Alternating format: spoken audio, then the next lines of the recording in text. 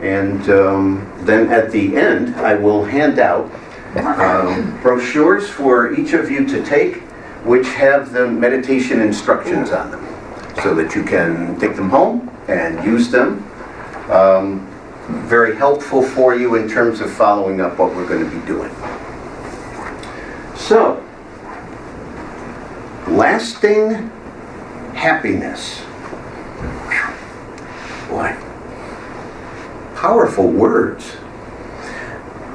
If we think about happiness and how it's expressed to us in the broader terms of how entertainers, for example, present it, we've got all these different examples. There's the contemporary singer-songwriter Pharrell Williams, who had a great song called Happiness, or Happy, excuse me. And further on back for some of us, the Rolling Stones had a song called Happy. And further on back from that, back around the Depression time, almost 100 years ago, Happy Days are here again. So, different expressions of what happiness is or can be. But why is it so elusive for us? Why does it seem to stay such a short time? We strive to be happy in our relationships, in the work that we do, in the connections that we make with people in our different communities. But it doesn't seem to last. We kind of get pulled away back into more mundane activities. How many times have you said, or have you heard, or has someone said to you, you know, the only time we get together is weddings and birthdays, and we should get together more often? We should. But we get busy. And that's one of the things that kind of prevents us from engaging in pursuits that are going to bring a certain degree of happiness. There's a word called ephemeral, which almost as though you're grabbing at something that is not real. And happiness can be like that sometimes. If we stake what makes us happy on things that are temporary, then we're going to always struggle to attain what's called happiness. One of the things that meditation allows us to do is to take a state or pursuit of happiness and make it something that we can express, that we can experience within ourselves as often as we want. And it's a very different kind of experience, because each of the meditative experiences that we have can be the same or can be slightly different, but they introduce us to something that is more lasting. Another couple of examples. New restaurant opens up in the area. You go to the restaurant. You have a good experience. You share that experience with other people. Great. 6 months later, you return to the same restaurant. Oh, this is great. I'm looking forward to this. And you go in, and the meal's not quite as good. What happened? Maybe the cook changed. Maybe the servers changed. Maybe the menu changed. Something was different about that. We go to see a film. We observe a piece of artwork that moved us in some way. We take a walk out into any of the hills surrounding our area, and we look.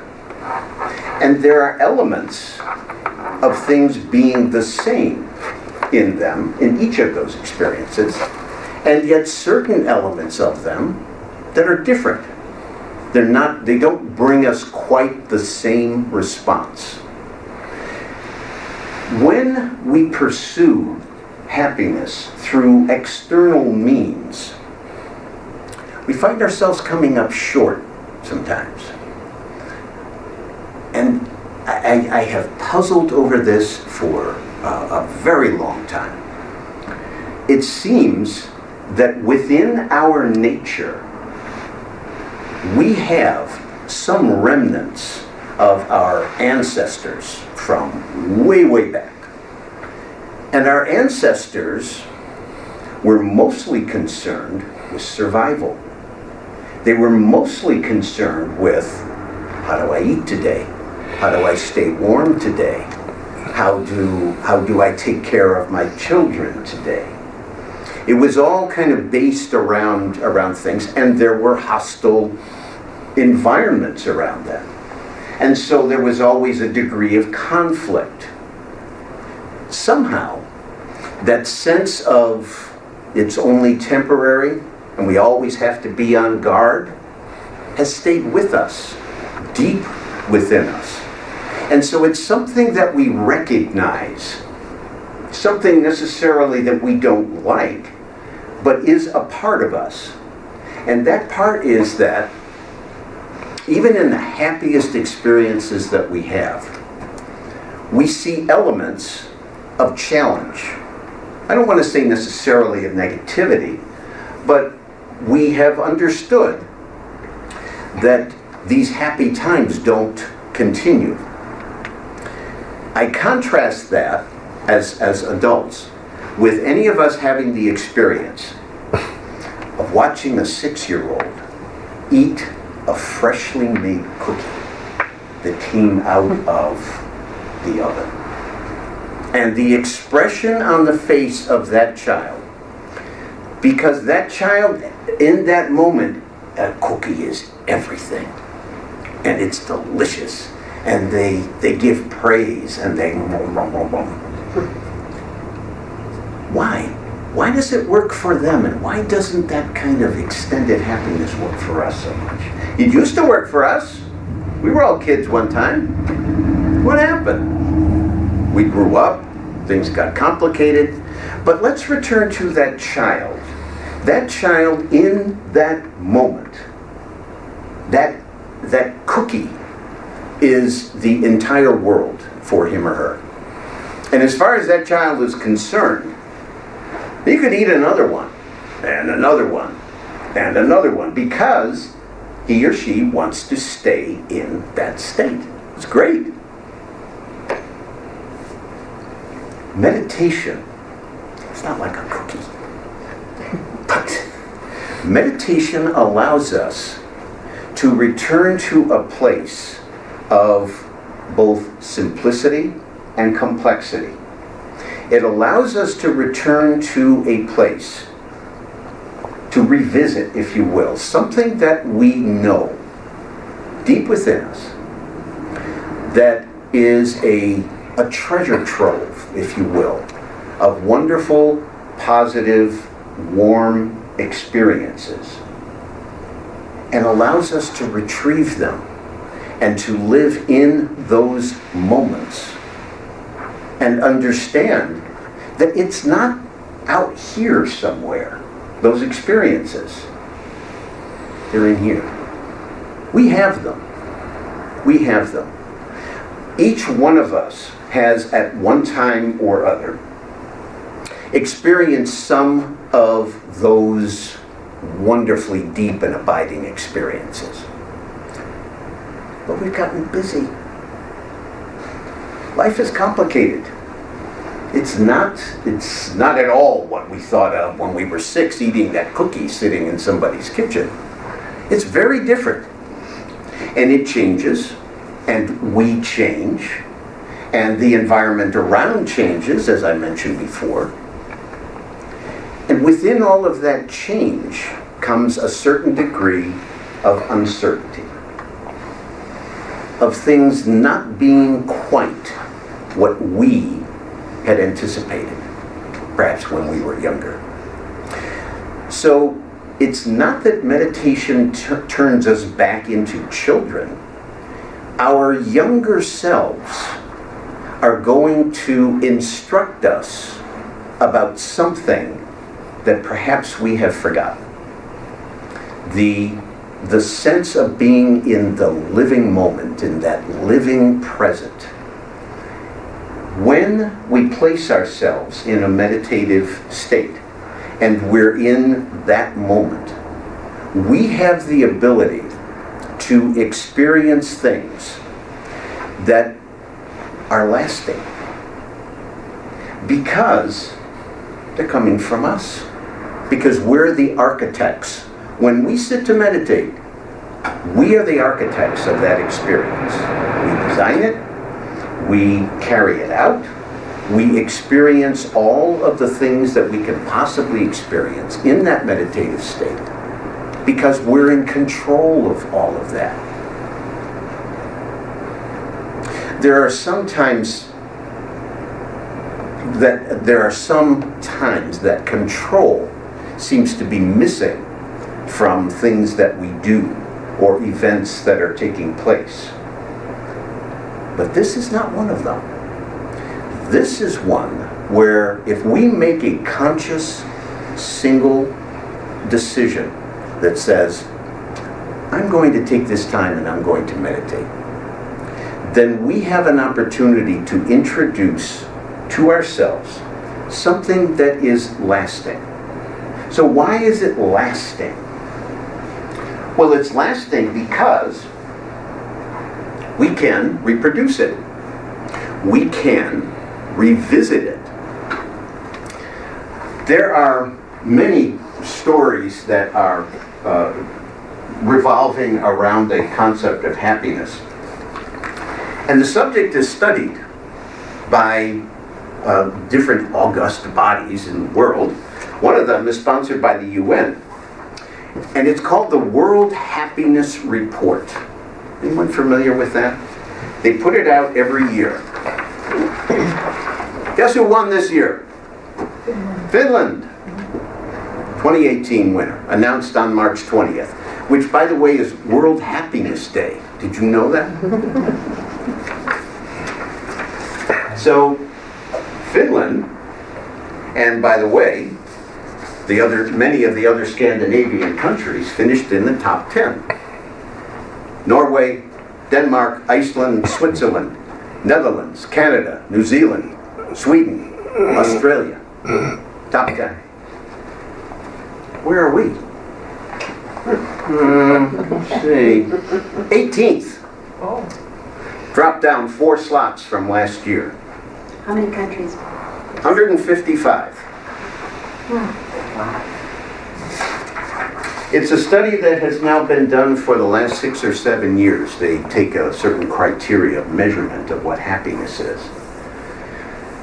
And the interesting thing that they have found is that the societies that seem to exude this happiness are societies that include. There are societies that want to see everyone prosper, don't want to see people dropping off to the side. One of the things that makes the United States not show up on that has nothing to do with economic well-being, because we're tops in the world in economic well-being. But that has consistently not translated to happiness. But you'd be hard-pressed to ask any of us. I mean, we're all in the nature. Some of us worked our entire lives with the intent of being economically stable and planning for the future, or in the current tense to do those things. But it seems that the countries that have experienced a degree of societal happiness have looked at that as being an individual as part of a larger group.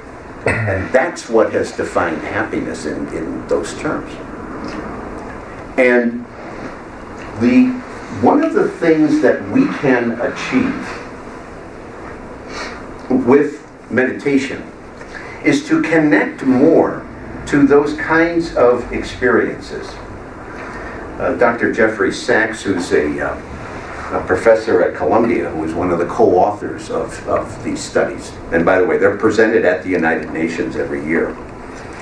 So a reporter from the Washington Post asked Dr. Sachs, well, what is it that shows up on these things? What is it that we can do to ensure that there's more happiness? And he picked out 3 things.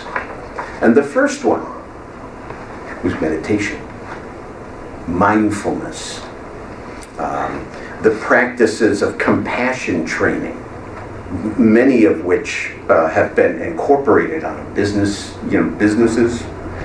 But the very first one was meditation. The second one was less commercial orientation in our lives, what we pursue through commercial means.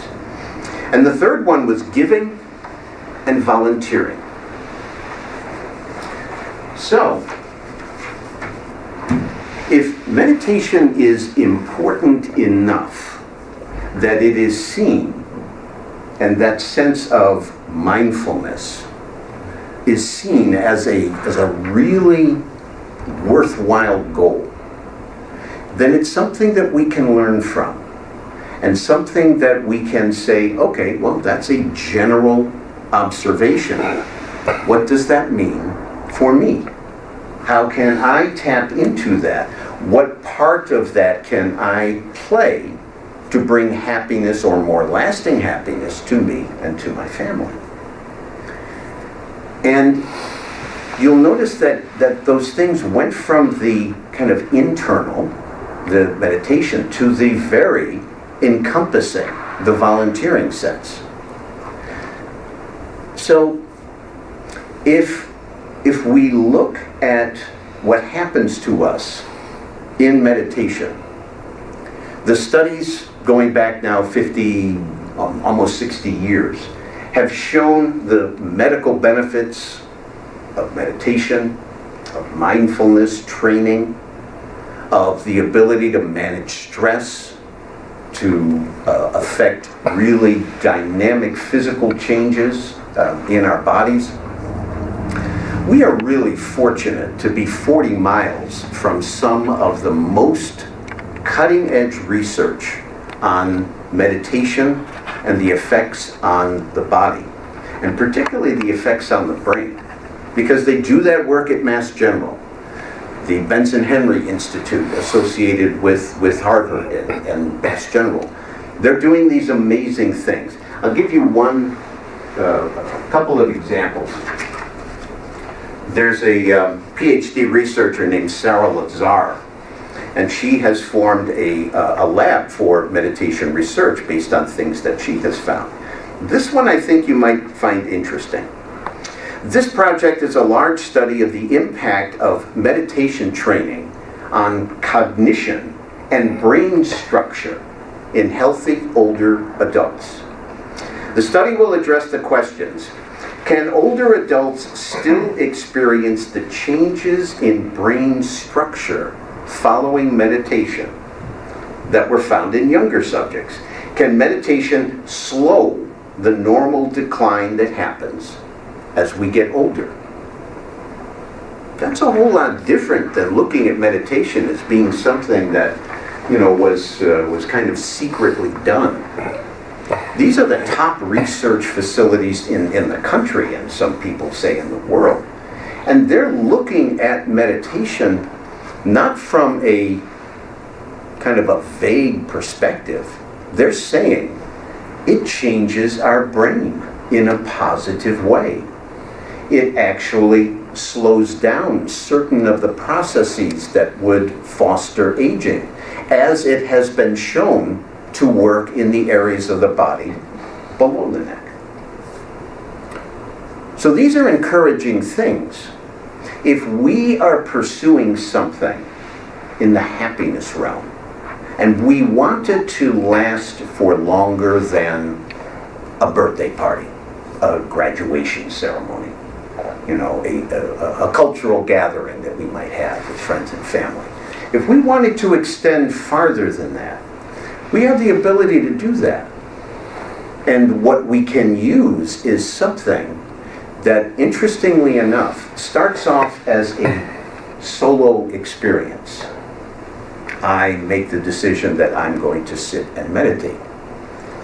And all of a sudden, we're plugged into the same benefit, the same enriching experience that people all over the world are having. That makes it special in a very, very unique way. Because we are every time that we sit and meditate, every time that we remove ourselves from the hustle bustle of that which our senses are bringing to us at all times, any time that we look and we say, I want to be closer to a quiet experience that reminds me of something very, very simple and yet very, very profound at the same time. And that experience we can have by simply retreating, pulling back our attention and our focus, using all of that energy that goes out through the senses and capturing all of it into one place in our bodies. The form of meditation that we're talking about today is called Jyoti meditation, J-Y-O-T-I, and it just simply means meditation on the inner light. So all of that energy is gathered in one place, and this particular place happens to be between and behind the eyebrows. And so the process of doing this particular meditation is that we sit in a comfortable place. We sit so that we don't jostle anyone if someone would happen to be next to us. We turn off our electronics and put pets in the other room. We select a surface that is comfortable for us. Could be a couch, could be a comfortable chair. Some people like to meditate with cushions on the floor. Some people can still sit cross-legged on the floor. Well, for some of us, we used to be able to do that pretty well, couldn't we? So now we sit in chairs, all right. Meditation can be done lying down. But I think that we know what's going to happen if we try to meditate lying down. It's a whole other subject. Sleep deprivation, the sleep studies are coming out by the hundreds now. And they're telling us basically what we already know. We need to sleep 7 to 8 hours a night, and we're not getting enough sleep, most of us. And so, what can meditation do for that? Well, the deep rest that we get when we meditate allows us to recapture some of that fatigue.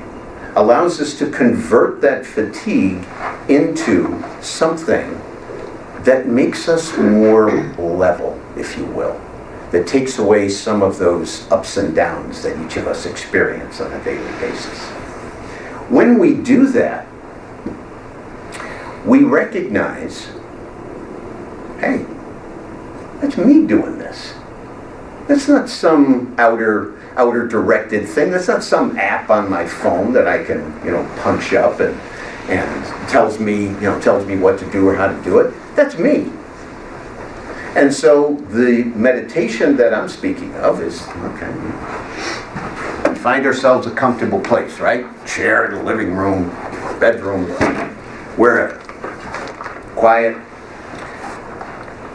What time of the day do we meditate? We know our schedule. We know the relative amount of activities in our home. So we pick a time of the day where it's going to be quietest. For most people, that's early morning. It works out very well. For some people, it's midday. They can find time or quiet in the middle parts of the day, and so they do that. And for some of you here, you're night owls. You know who you are. All the rest of us are starting to fade around 9:30, 10, and the night owls are just getting ramped up. And so for some night owls, evening time is a very good time to meditate. It's knowing ourselves, it's knowing what our environment is, it's knowing what our schedule is. There's no one particular time. Although the early morning hours have been traditionally found to be the best time for meditation, because in general terms, things are very, very quiet in the overnight hours, even on through close to sunrise time. So, all right, so we sit. We're nice and comfortable. We can wear whatever kind of loose-fitting clothing or whatever we're wearing. It's fine. We sit. And so I said, so we bring our attention or our focus to this spot between and behind the eyebrows. A suggestion is that you consider a spot about 6 to 8 inches off the bridge of your nose, about like that. When you do that, you're not then, when you close your eyes, trying to force your focus here. If you do, headaches can sometimes happen. So there we are. We're sitting. We're looking forward to this experience of kind of tapping into this inner sense of self and of happiness. And what happens? The mind kicks in. The mind says, what?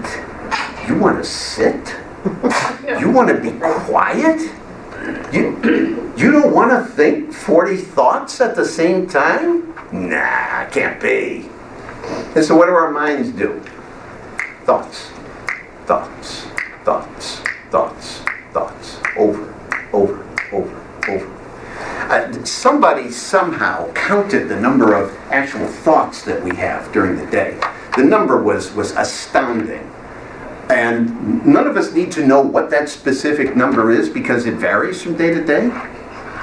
But we're always generating thoughts. And those thoughts distract us. If we make the decision that we're going to sit and we're going to take that time and we're going to meditate, that's an important decision. It's a conscious thinking decision. And we take that one conscious thought, which all of us have at any given time, and we employ it. But the mind is not interested in turning off. It's not interested in all of this happiness nonsense. The mind wants us to be out here, using our senses, developing all of these wonderful contacts. And there's nothing wrong with that. We live by those experiences. We are part of those experiences. Except when we say, not here and not now. We want things to be quiet. So what do? We decide to give the mind something to do. We give the mind a task that it should perform over and over, that will occupy it to allow us to experience what we can experience during the meditative state. And so we give the mind a word or words to say over and over. It's called a mantra in different cultures. And that word, when used in that way, actually keeps the mind focused on saying that particular word or words. And it allows us to deepen ourselves within the meditative experience. So, what I've described so far, you sit in a chair, you close your eyes, you look straight ahead, you're nice and comfortable, and then the mind starts. And most people who struggle with meditation will say, well, I tried that meditation, but my mind just all over the place. I just couldn't control it. It was just, it was too distracting for me. Yep. Too distracting for all of us. We have to find a means to allow us the experience within ourselves, under our control, to delve deeply into that pool, if you will. Some people call it a stream. It's a place where everyone who meditates, everyone who offers a prayer of any kind, knows of that quiet place. And so what we want to do, by asking the mind to say a word or words over and over, is to make the mind feel that it can perform a task. This is real. This can really happen. And it is something that needs repetition. You know, meditation is just like it's like a new task if we've never done it. Even for those of us who have been meditating for a long time, there are times when life happens. Things get distracting to us. They pull our focus and our attention away from all of this. When that happens, we find it more difficult to keep our focus where we want it to be. But we work with it. We recognize that this is a skill that we can develop and that it is a worthwhile skill. It's worth us spending the time to do that. So we sit, we gather ourselves, we close our eyes gently, and we focus about 6 to 8 inches away from the bridge of our nose. And we pick a name or names. By the way, these names can be from your cultural tradition. They can be concepts like peace or love or nature. They can be the faces of loved ones. The idea is, whatever name or names that we choose, they should be something that we can say over and over without focusing or concentrating on the meaning of that particular word or the beauty of that particular face. We need to be able to use that word to occupy the mind so that we understand what it is that we're doing. One helpful hint that happens for people when they meditate, if you imagine sitting and you've composed yourself, you've kind of gathered yourself, and you imagine now that there are 2 drawers on a drawer on either side, and one is labeled thoughts and one is labeled meditation. So we sit, and of course the thoughts start coming immediately. Imagine that we convert this thought onto a 3x5 card. And we take the card and we see ourselves opening this drawer, placing that thought into the drawer and closing the drawer, and then going back and focusing and concentrating again. And another thought comes up. And so again, we see ourselves doing this, opening the drawer and closing.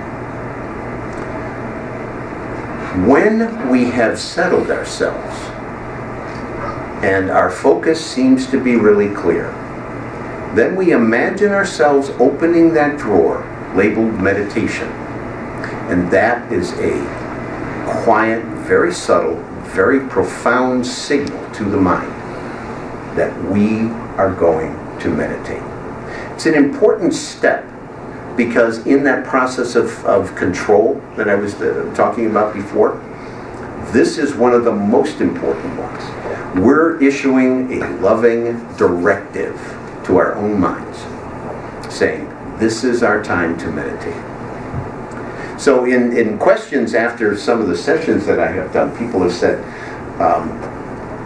well, that drawer thing, I tried that, and the drawer opened, the drawer closed.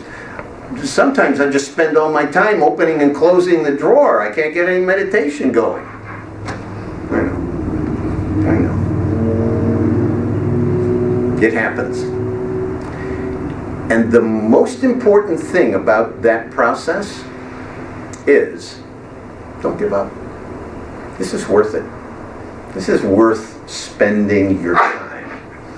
This is worth every bit of focus and attention you can bring to it. Because the benefits are going to come to you relatively quickly when you meditate. And here's what I mean. The meditative process allows us to, when we close our eyes, we see things, but we're not seeing them with these eyes. We are seeing them with a set of eyes that have been with us our entire lives, but we've not really engaged them. And so what we see on the inside actually brings us that peacefulness, that calm, that repose that all of these scientific researchers have told us are available to us each and every time that we meditate. And those visions could be visions of inner suns, inner moon, inner stars. They could be of different colors, regular, kind of straight colors, some kind of kaleidoscope kinds of colors, some flashing colors that may happen. Each and every one of those things can occur. And when they do, they kind of wash over us in a very soothing kind of way. And whatever it is that we experience when we close our eyes, we should keep our focus here.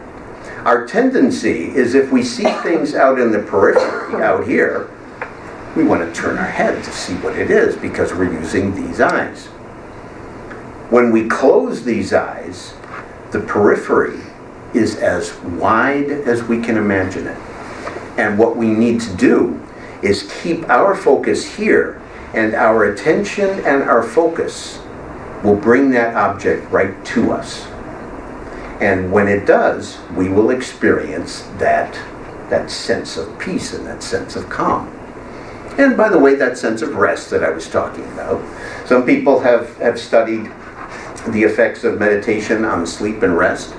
And an hour's worth of meditation, really focused meditation, can replace 2 to 3 hours of deep sleep at night. That's significant. That is worth it. If for no other reason that we meditate, because it will help our blood pressure and it will help to cause a degree of de-stressing on our internal organs, that it would replace rest for us. Those would be great reasons. But there's more.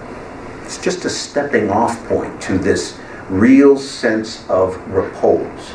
This sense of we can come back to this place anytime we want. This is not the cookie of a 6-year-old.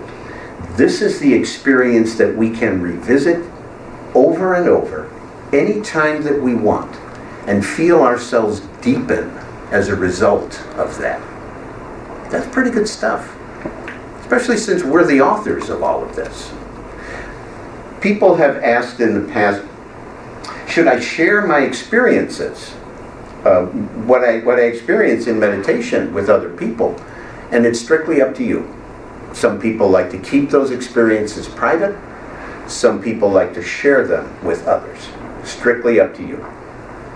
The important part of that is that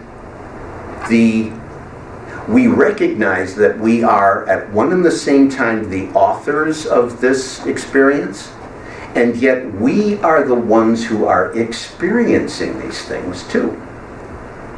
But it's placing ourselves at that inner place that allows that to happen. And so that's what takes the focus. And that's what takes cooperation from our minds so that we can get to that place and be really significant and focused about it. So, want to do some practicing? Sure. All right. Well, let's see if we can extinguish some lights. Put on some heat. Yeah, Oh, Heat? I'm freezing. really cold. I'm sorry. I should have paid attention to that. I'm not sure that, as a matter of fact, it says, don't touch this thermostat.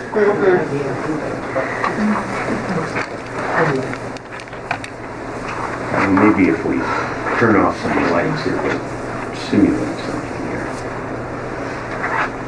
Is that okay? I scanned all of you, and there's no purse thieves or wallet thieves in the room, so your personal stuff is safe. So I'm going to give some meditation instructions, And you can either keep your eyes open while I'm giving them, or start the process of closing your eyes. When you don't hear my voice, it means that we'll be fully into the meditative state. And they said the library's open till 5, so we could go a few hours if you like. Let's start with 15 or 20 minutes. That sound all right? Okay. So, meditation is a process whereby we withdraw our attention from the outer world and focus it at a very specific part of our bodies. Through this method of concentration, we can transcend physical consciousness and experience ourselves in ways that we have long since forgotten. To practice meditation, we sit in any pose that we find most comfortable, in which we can sit for a long time without moving. We should sit so that no part of our body touches anyone, as this would disturb our concentration. We should close our eyes gently, focusing our attention into the middle of the darkness lying in front of us. That which sees the darkness is not our outer eyes, but is the third or single eye located between and behind the eyebrows. Continue to focus your attention into the middle of what you see. Please repeat any name or names that you've chosen. This repetition of the names will keep the mind occupied and prevent it from wandering.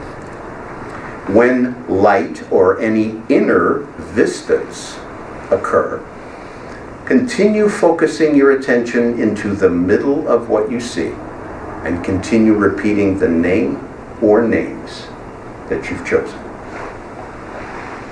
It's about that survey. I always felt how unfair they are, because you look at those countries you called out,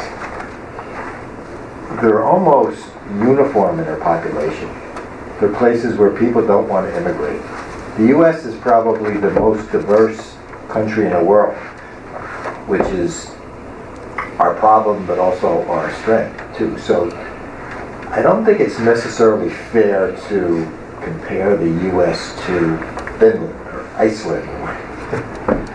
Because I still remember surveys 20 years ago when the Japanese took our ideas on manufacturing and production, increasing productivity.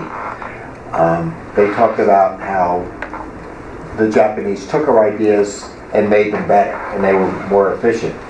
You look at Japanese still today, they let very few people immigrate to Japan. They give visitor visas, but it's almost all Japanese people in Japan, not diverse like us.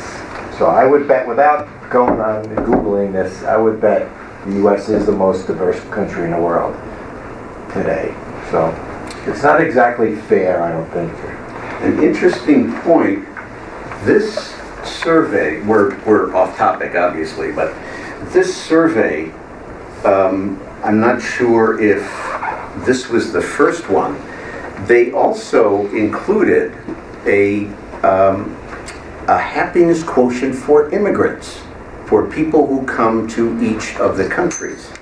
And there's a remarkable consistency, according to one of the co-editors, to the happiness of immigrants and the happiness of the locally born people. So the United States is clearly the most diverse country, in those terms, always has been, and you're correct. Part of our strength, the vitality of the identity of what constitutes happiness is certainly very different from place to place. The reason that I brought it up has to do with our concept of what happiness really is. And being as elusive as it is, being that it is very difficult for us to sustain over long periods of time, I wanted to use it as a contrast to what the experiences we can have with meditation, which can be something that we can experience over very long periods of time, regardless of our externals. So, yes? I guess I have one word, information. So when your lecture encompassed, say, a focus on being busy, so the cookie, enjoying the cookie, is, we get very, very busy, but I think from childhood to adult, a key component is information. So our information is sugar is bad, we might get fat, there's, we should only have one, da-da-da-da-da. So I think information is a key component of what's so much out there. It's true. It's true. And the mind is insistent on us gathering in as much information as it can. I mean, we don't stop at a certain point and say, okay, I know everything that there is to know. I'm not going to take any more in. The mind would just laugh at us and say, are you kidding? What about this thing? What about that thing? And so it gathers and continues to introduce more and more information. The puzzling part of that relationship between what we take in from the outer and what we experience as an inner is that we know that change takes place. The very things that we talk about in terms of nutritional science now are quite different than they were 30 or 40 years ago. More information, more data, if you will.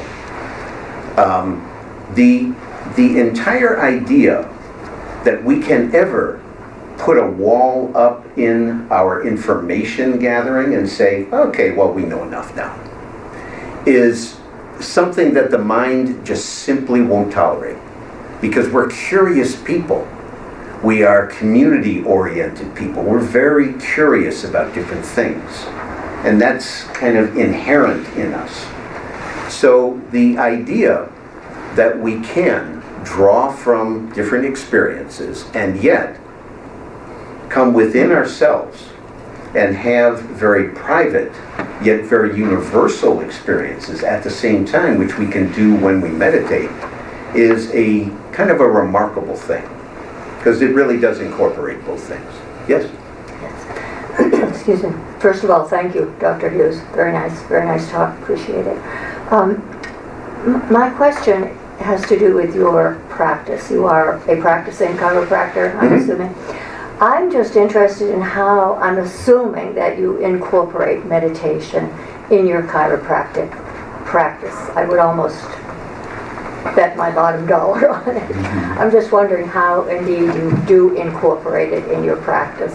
Just share that for us. I am very careful about making sure that I keep the focus of my patients, that I keep my focus on what my patients came for. And universally, my patients are coming to me not for meditation. They're coming to me for some very specific things. When I can introduce the idea, when there's enough of a relationship that's built, a trust relationship, where I can introduce the idea of stress reduction, of better handling of situations, I will introduce the idea of meditation. I keep some of these meditation instructions at the office, and on those occasions I will share with people. I list up on my bulletin board in my waiting room when I do these library talks, so that if people want to come and hear what those are all about, they can enjoy those. I used to have a monthly session in my office. I did it for years and years on a Sunday, where it was an open meditation for anyone who wanted to come. So those were a couple of the different ways in which I did it. It's important to me that that someone come to a decision about meditating, not because I'm an expert and I'm going to tell them what they need to do or what they need to know. What the meditative experience is can be so subtle and so personal that it requires that I am very careful about how I introduce that. I don't want to tread on anyone's belief systems because, truth be told, I'm there for the most part because people come to me because they're in pain, because they have some things that are wrong, either things that are recent or things that have been with them, been uncomfortable for them for a long time. That always is going to remain my focus. So. Thank you. So shy. Anyway, I want to give a couple of suggestions. The instructions that you have, which will allow you to follow up on the meditation that we did today. If you take and use the instructions, and if you practice the meditation this afternoon, this evening, even tomorrow morning, somewhere within the 24-hour period that we've done this today, your chances of retaining that material and putting it into practice regularly, about 90%. It's very, very high. So the meditation being a practice, being an add-on to whatever it is that we do, know for certain that if you start this right away, you will benefit from it. And there are going to be times when you're going to sit to meditate and you get yourself all set up and you look and there's just darkness there. And it happens, you know, and it can happen for extended periods, or the thoughts just keep coming and coming. Okay. You are sitting and relaxing at the very least. You are tuning down some of the physical stressors that we carry with us. So even at that, you're experiencing something positive from it. Stay with it. It's worth the effort, for sure. And, you know, as far as time of day, again, I mentioned before about we know our schedules and we know our time. Experiment with different times. You know, sometimes even if you're a morning person, try and meditate in the evening time. See what that's like. There's different experiences that can come to you. I mentioned Dr. Sarah Lazar from Mass General, who is doing ongoing studies. The leading study that she did a few years ago talked about taking a group and introducing mindfulness meditation to that group. And over an 8-week period of time, they averaged about 27 minutes a day. And after 8 weeks, by measuring before and measuring after they had done this, that's when they noticed that there were positive changes in the brain. 8 weeks. That's impressive. So 27 minutes was their average. But you're not restricted to that. I mean, sometimes we have places to go, so you'll have an alarm you have to set. But my suggestion is, choose some time where you don't have to be any place. Just sit. See where it goes. It's all your experience. It's all open to you in all these different kind of ways. Try a few different things. I think you'll enjoy it. Anyway, I have enjoyed being here today, and thank you for those of you who are in attendance through our media source today. And I wish you good luck with your meditating, and I hope to see you again soon.